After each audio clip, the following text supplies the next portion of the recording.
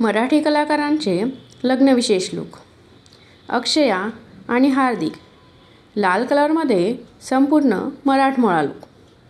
तितिक्षा आणि सिद्धार्थ पांढऱ्या व क्रीम रंगात अतिशय उत्तम दिसत आहेत. ऋता आणि प्रतीक नऊवारीने ऋताचा लूक जास्तच खुलून आलेला आहे.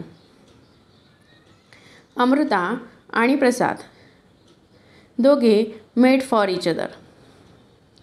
योगिता आणि सौरभ यांनी एकमेकांना परफेक्ट मॅच करत अतिशय सुंदर असा लूक निवडलेला आहे. सुरुची आणि पियुष,